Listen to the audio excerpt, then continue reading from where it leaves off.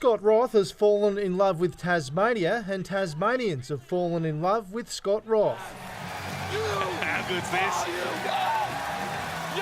This is real, this is. But late last year, following the team's final pre-season match in Launceston, the coach was on the verge of quitting his dream job.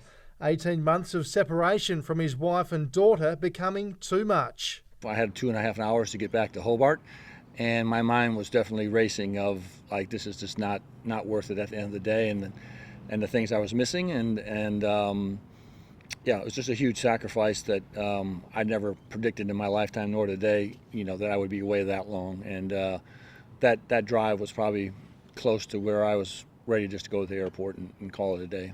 On the other side of the world, Roth's wife Laurie and daughter Danae were concerned. FaceTime no substitute for being there. He was definitely in a completely foreign place and really relying on this community and the people around him to kind of fill the gaps of family and friends. If I was up at like 2 a.m., I'd call him because I don't even know what time it was here, just to see how he was in his own headspace. Roth missed anniversaries, birthdays and the death of their beloved dog, but the likes of CEO Simon Brookhouse and rival coach Brian Goorjian persuaded him to stay. I kind of just settled myself down and took a breath, and then it happened, and about a week later, the borders did open up, and then there was something at the end of the tunnel for me. The Roths now finally reunited. The world's back to normal for me. Laurie arrived in Tasmania on Christmas Eve. It was very emotional, but and awesome all at the same time. With Danae touching down in the state last weekend.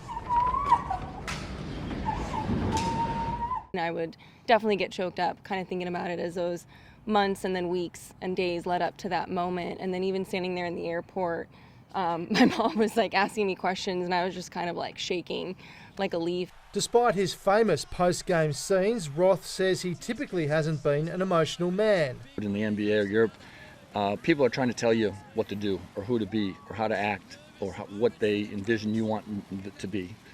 And one of the things I made a promise to, if I didn't get another job, and it happens to obviously be here, that I would be myself. It's funny because on the court I'll watch his games and he'll be so intense and yelling and like doing his thing, and then he'll come home at the end of the day and then just be cracking a joke about something or making fun of me in some way, and it's just like such like a parallel.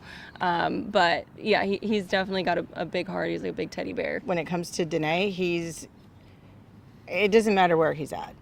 I mean, if he could get on a plane or on a boat or whatever, she needed his help, he would be there like that. Like, don't even ask. It's just an automatic.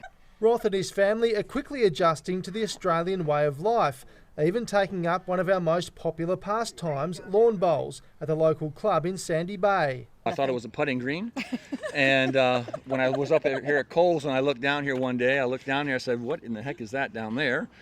And I was like, that's kind of cool. It looks like marbles on grass. And it turns out he's pretty good at it. The Roth family heads to Launceston this weekend when the Jack Jumpers host Illawarra. Creating this buzz and everything that's around here now, that's like, to me, the number one thing that is rewarding. Laurie and Danae head home to the US on April 2nd, and with the NBL season also due to finish next month, Scott won't be too far behind them. And while he'd like an NBL championship next to his name, he already feels he has everything he needs with his two ladies by his side. Yeah, I mean, I've already won, so it's just a matter of how much more this basketball journey will take us on. Brent Costello, Win News.